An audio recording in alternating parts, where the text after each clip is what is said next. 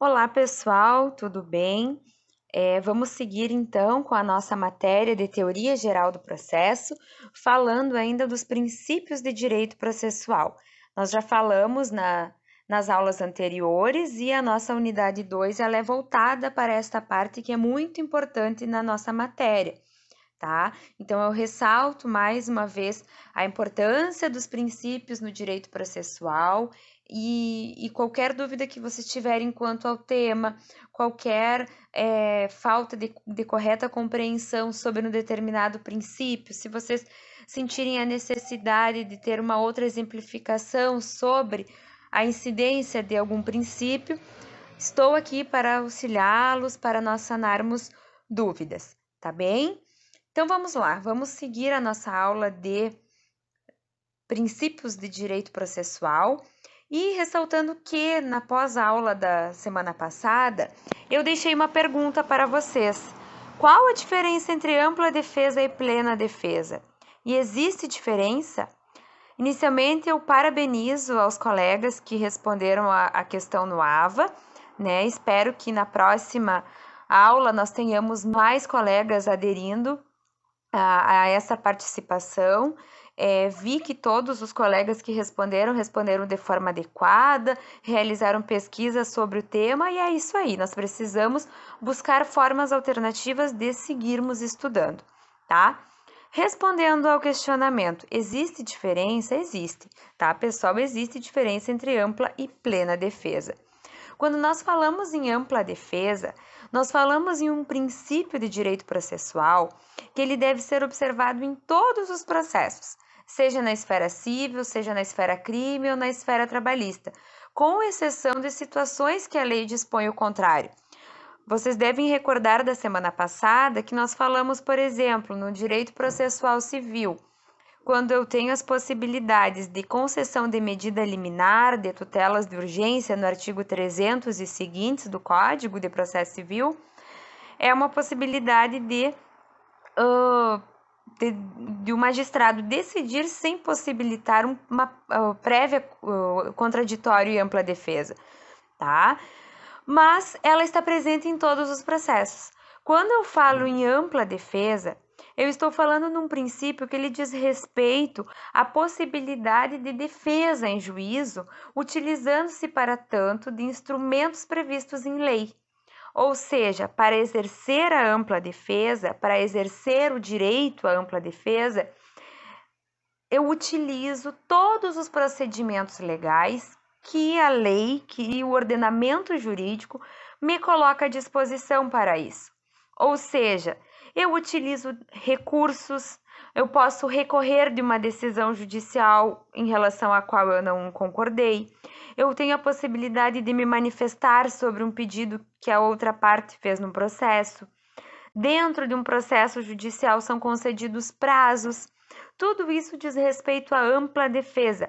É a possibilidade de se defender dentro de um processo judicial, utilizando-se para isso de instrumentos previstos em lei. A plena defesa é diferente. Quando eu falo em plena defesa, eu estou falando de algo que é mais abrangente que a ampla defesa. E quando eu falo em plena defesa, eu relaciono isso ao procedimento do tribunal do júri, tá? O procedimento do tribunal do júri tem competência para julgar crimes contra a vida, crimes dolosos contra a vida. E neste procedimento do tribunal do júri, eu posso exercer então a plenitude de defesa. Isso consta lá na nossa Constituição Federal, no artigo 5º, inciso 38 da Constituição, que vai dizer o seguinte: é reconhecida a instituição do júri com a organização que lhe der a lei, assegurados, na linha A plenitude de defesa. Na plenitude de defesa, eu posso utilizar todos os meios possíveis para convencer os jurados de uma determinada situação. E eu posso utilizar tantos meios técnicos, meios jurídicos, como meios não jurídicos. Ou seja, para exercer a plenitude da defesa, eu posso utilizar argumentos sociológicos, argumentos políticos, argumentos religiosos, argumentos morais. E aí está a diferença em relação à ampla defesa. Enquanto na ampla defesa eu utilizo elementos técnicos para isso, na plena defesa eu posso utilizar elementos técnicos, elementos jurídicos, e eu posso utilizar elementos que não são jurídicos. Vamos então a exemplos práticos sobre a ampla defesa e a plenitude de defesa. Imaginemos a seguinte situação. Eu tenho uma ação de cobrança que tramita numa vara civil, tá? Uma ação de cobrança em que o A deve para o B. E o A, então, ele apresenta contestação a essa cobrança e ele diz apenas o seguinte: eu não vou pagar essa dívida porque eu não tenho condições financeiras de pagar essa dívida. E se eu efetuar o pagamento deste valor, a minha família vai passar fome. Numa ação civil, numa ação de cobrança, essa argumentação dele de que ele não vai efetuar o pagamento da dívida porque ele não tem condições financeiras é algo que serve para a defesa dele, para eximir ele dessa responsabilidade? Não. Por quê? Porque quando eu estou numa ação civil, eu não tenho essa questão da plenitude de defesa, tá? Eu exerço a ampla defesa, eu me utilizo de elementos técnicos. Para tanto, eu poderia dizer, olha, eu não vou pagar essa dívida porque eu não assinei esse documento, eu não devo. Agora, eu não posso alegar simplesmente que eu não tenho condições financeiras para não pagar uma obrigação que eu assumi. Isso não é um elemento técnico, não é um elemento jurídico. Então, dentro de uma ação civil, de uma ação de cobrança, ele não pode ser aplicado. Situação diferente nós temos num procedimento de júri. Imaginemos a seguinte situação: uma pessoa é réu em razão de um homicídio, tá? Em razão da prática de um homicídio simples, previsto no 121 do Código Civil, do Código Penal, no caput. E durante a sessão do júri, o advogado desse réu, ele alega o seguinte: olha, ele cometeu esse homicídio simples. Porém, este rapaz, que hoje é o réu nesse processo, ele é a única pessoa que trabalha na casa em que ele reside. Reside ele, a mulher e 2 filhos. E ele é a única pessoa que trabalha. Se ele for condenado pelo júri, se ele for preso, a família, a esposa e os filhos vão passar fome porque ninguém trabalha na casa. A única pessoa que traz dinheiro para dentro de casa é o réu. E por isso o advogado pede então que os jurados absolvam este réu. Ele pode usar essa argumentação? Pode, tá? Porque quando eu estou falando em plenitude de defesa, eu posso utilizar para a defesa de alguém argumentos que fogem da seara jurídica. Eu posso utilizar argumentos técnicos, jurídicos e argumentos não jurídicos. No caso, por exemplo, aqui, um argumento social, tá? Então, essa é a diferença. No tribunal do júri, eu posso utilizar esses argumentos que não são jurídicos. Algumas cautelas, né? Com base nas respostas que eu vi de vocês, o que eu peço para vocês cuidarem? Quando eu falo em plena defesa, eu estou falando em um direito processual relacionado ao tribunal do júri. Agora, quando eu falo em ampla defesa, eu estou falando de um princípio processual que diz respeito a todos os ramos do direito processual e não apenas ao direito processual penal. Então, ampla defesa, eu falo em ampla defesa no direito civil, no direito trabalhista, no direito penal, tá? Então, tenham cuidado com isso, porque eu vi que nas respostas de vocês na pós-aula, muitos relacionaram a ampla defesa apenas com o direito processual penal. E não, quando eu falo em ampla defesa, eu estou falando também, eu estou falando do direito processual de um modo geral, tá? E outra questão que eu também solicitei a vocês que me autorizassem, né, ou não, a utilizar as respostas. E teve uma colega que autorizou, que foi a colega a Maria Estela. E o que eu ressalto da resposta dela é que ela disse o seguinte, que existe diferença entre ampla defesa e plena defesa, mas que elas andam lado a lado. E isso sim, tá? Elas podem andar lado a lado. Por quê? Porque eu posso realizar no tribunal do júri uma defesa plena utilizando o princípio da ampla defesa, tá? Então elas andam lado a lado, elas podem estar caminhando de mãos dadas também.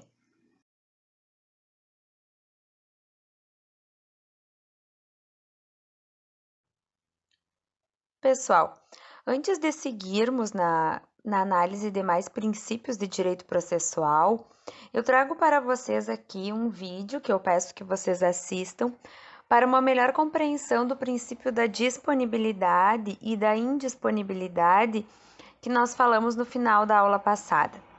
Quanto a este princípio, eu ressalto dois aspectos, tá?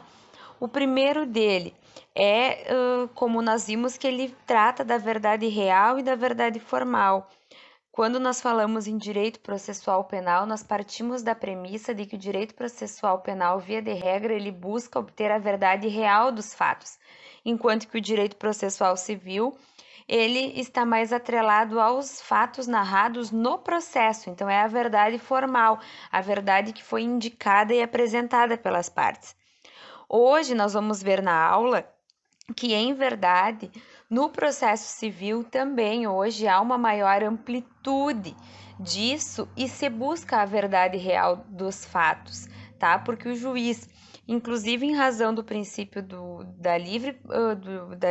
livre convencimento, da possibilidade de livre investigação e apreciação das provas,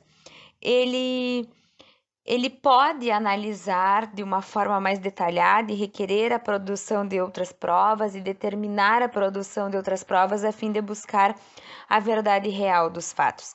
Então, na verdade, o princípio da disponibilidade ele traz disso, trata disso, da verdade real e da verdade formal, ou seja, a liberalidade de postular provas. E outro aspecto que diz respeito a esse princípio é quanto à possibilidade ou não de dispor de direitos. E, para exemplificar isso, eu trago duas situações. Uma situação na esfera civil e uma situação na esfera penal. Imaginemos na esfera civil. Uma pessoa tem uma dívida com outra, tá? O João deve para a Maria 5.000 reais e essa dívida está documentada num documento. A Maria cobrou do João e ele não efetuou o pagamento. Então ela resolve entrar com uma ação judicial. Mas a Maria sabe que é complicado cobrar do João, então ela já resolve a seguinte situação. Olha, a dívida é 5.000 reais, mas eu vou entrar cobrando apenas 3.000 reais. Ela pode? Pode, porque ela tem essa possibilidade, essa prerrogativa de dispor de direitos, tá? Então, ela pode automaticamente renunciar a 2.000 reais e cobrar apenas 3.000 reais. Por isso que nós falamos da verdade formal. Dentro do processo, a Maria vai cobrar apenas 3.000, mas verdadeiramente a dívida é maior que isso, tá? Agora, no direito penal, nós temos a regra da indisponibilidade, ou seja, da busca pela verdade real. Por exemplo, quando nós temos uma ação penal pública incondicionada, ou seja, que ela não é passível de ser, que para que ela inicie, não há necessidade de uma representação, como por exemplo, o homicídio, tá? Houve um homicídio simples, esse crime ele vai ser investigado, porque ela é uma ação penal pública incondicionada. E a quem compete, então, denunciar e dar o impulsionamento e ingressar com esta ação? O Ministério Público, cabe ao Ministério Público. Digamos que o Ministério Público denuncia, apresenta a denúncia ao juiz e ele resolve que ele não quer mais seguir nesse processo. Ele pode? Não, porque nós estamos tratando de uma situação em que é a busca da verdade real, tá? É um direito indisponível, então esta É a diferença, não pode desistir e está se buscando a verdade real daqueles fatos, tá? Por que eu achei oportuno trazer para vocês um pouquinho mais sobre o direito da disponibilidade? Eu ressalto, assistam o vídeo que consta no link abaixo, porque ele é bem explicativo. Porque quando nós falamos de princípios de processo, pessoal, nós estamos falando de uma matéria complexa.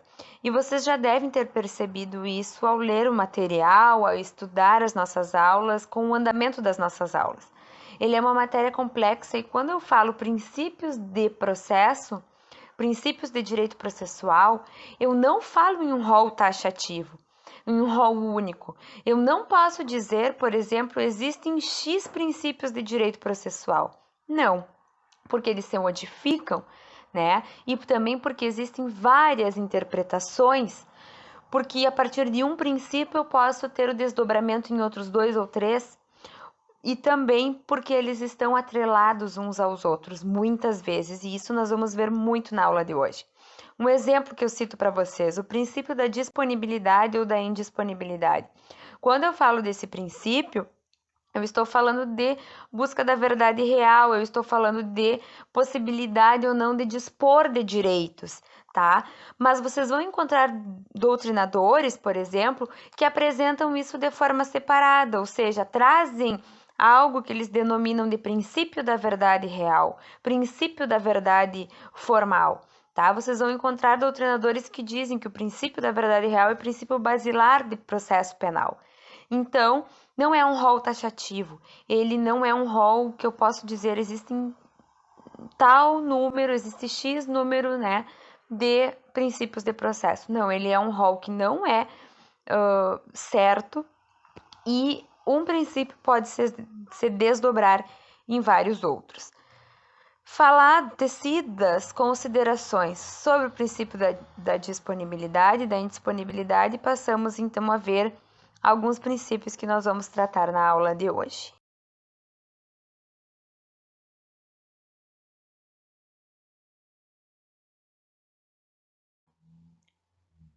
Na aula de hoje, nós vamos falar de 4 princípios de direito processual: princípio do dispositivo, princípio da livre investigação das provas, princípio da oralidade e princípio da motivação das decisões.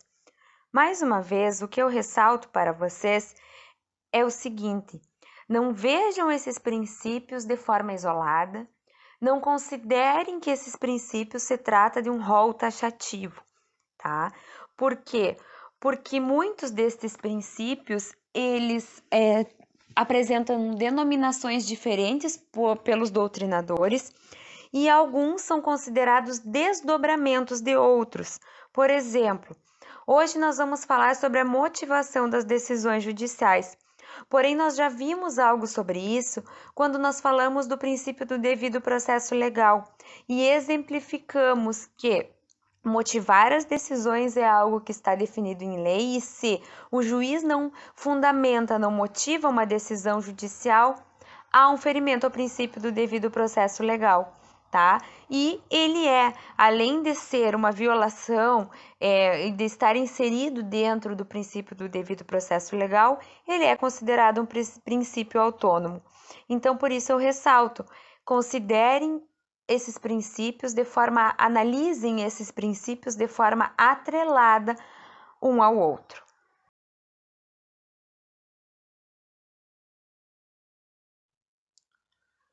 Iniciamos falando sobre o princípio do dispositivo. E o princípio do dispositivo, ele está atrelado a outros princípios processuais que nós já vimos nas aulas anteriores, ao princípio da livre iniciativa das partes, ao princípio da inércia da jurisdição ou inércia do juiz, ao princípio do impulsionamento oficial.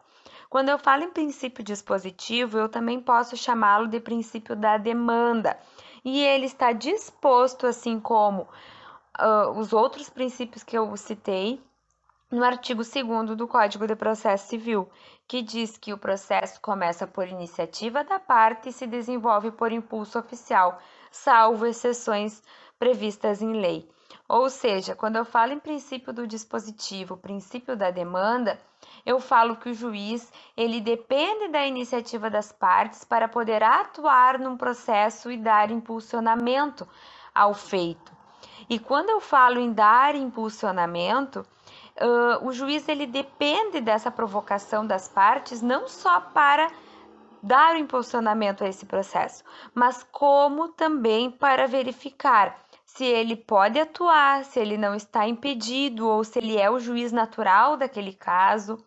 Ele vai verificar a natureza da ação, ou seja, se está correto, se foi correto ajuizar aquela determinada ação naquele determinado juízo.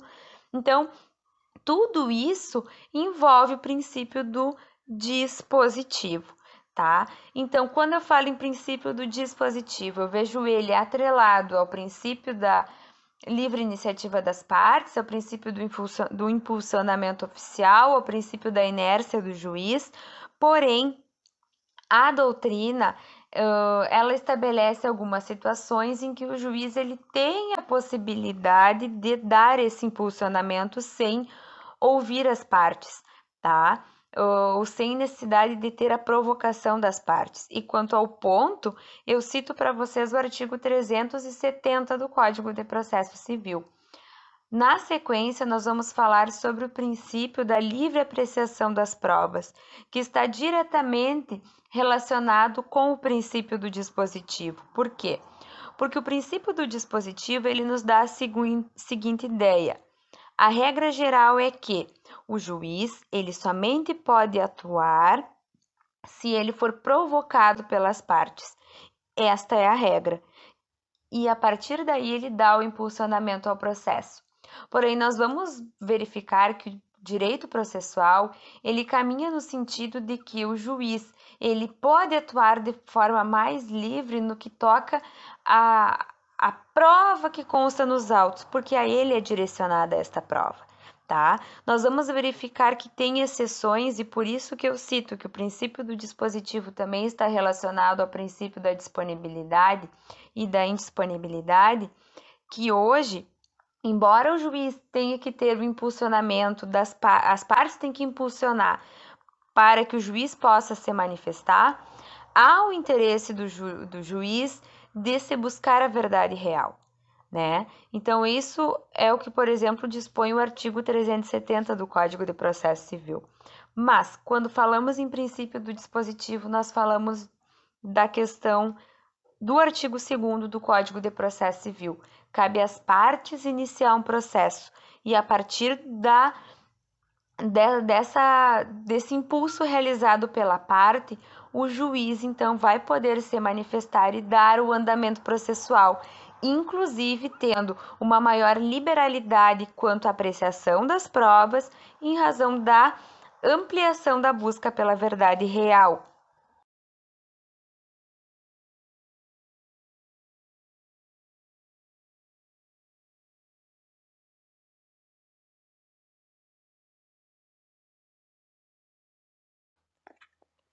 E por fim, para encerrarmos a questão do princípio do dispositivo, eu trago para vocês aqui um exemplo do próprio livro didático de vocês, tá? O que esse exemplo nos diz?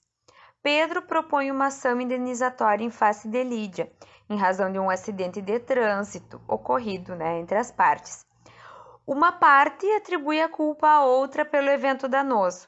Nesse caso, a quem o juiz dará ganho de causa?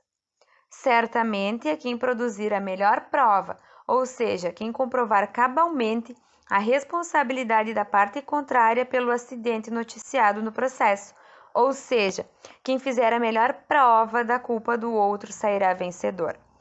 Nesse exemplo, eu ressalto a seguinte situação. Nós temos que verificar a incidência de princípios processuais de forma atrelada. Eu não posso falar de um princípio não posso verificar a aplicação de um princípio de forma isolada.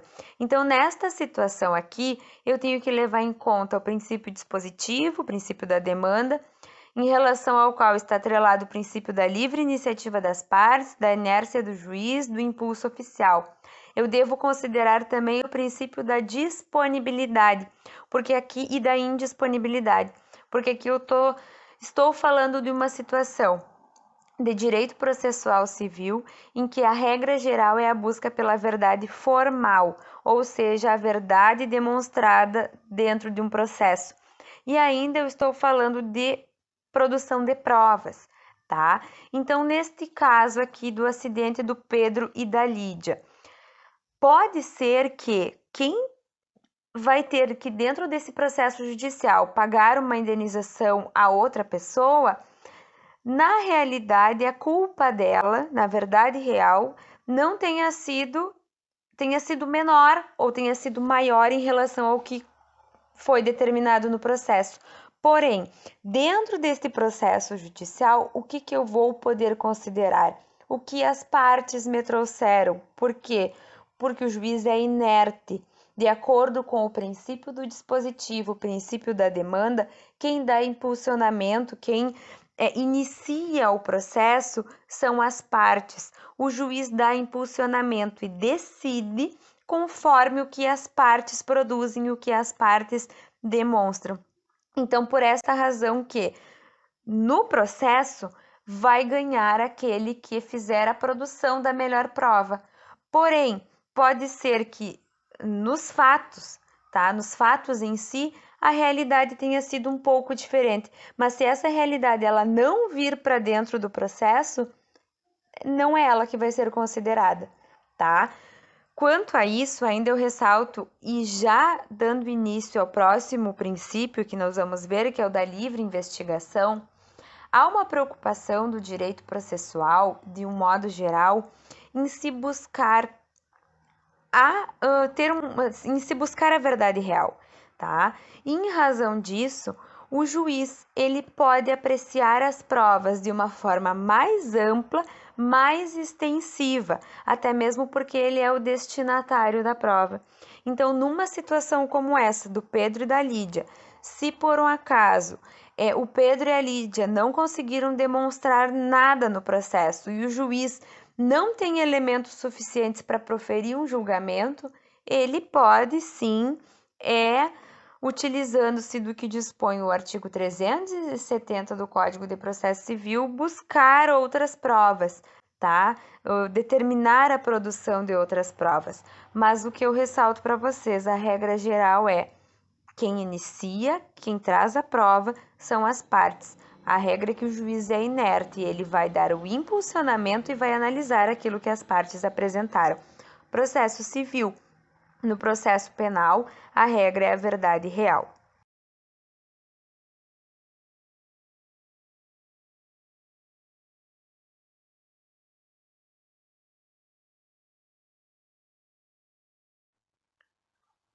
Outro princípio de direito processual é o princípio da livre investigação ou apreciação de provas. Esse princípio ele está diretamente relacionado com o princípio da demanda, princípio do dispositivo. Como nós vimos, o princípio da demanda ele diz que compete às partes iniciar o processo e ao juiz dar o impulsionamento oficial mediante a provocação das partes. Porém, o destinatário da prova, quem presta a jurisdição, quem tem que apreciar e decidir sobre determinadas situações que são levadas ao conhecimento do Poder Judiciário, é o juiz.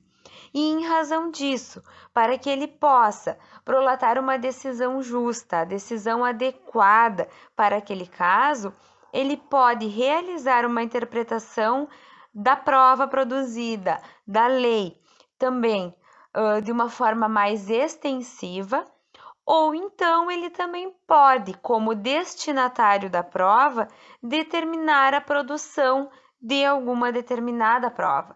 E isso consta no artigo 370 do Código Civil, tá? Então, o que significa isso? Por exemplo, imaginemos uma situação de um processo em que a parte está postulando indenização em razão de um acidente de trânsito.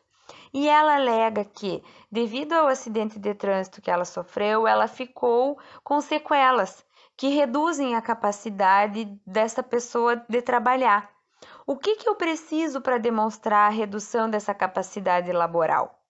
eu preciso de um comprovante médico, eu preciso de uma perícia médica.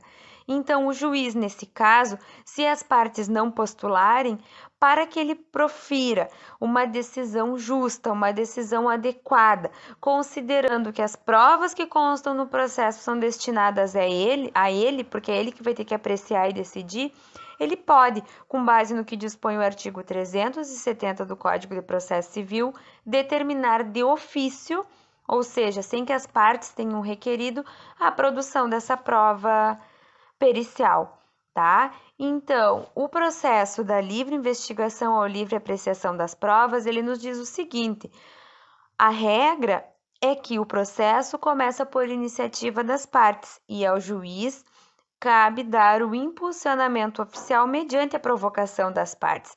Porém, considerando que o juiz é o destinatário da prova, é ele que tem que prestar a jurisdição, é ele que tem que apreciar e decidir a situação que é levada ao Poder Judiciário, para que ele profira uma decisão justa e adequada, ele pode interpretar de forma extensiva as provas que a ele foram apresentadas e pode determinar a produção de outras provas num determinado processo.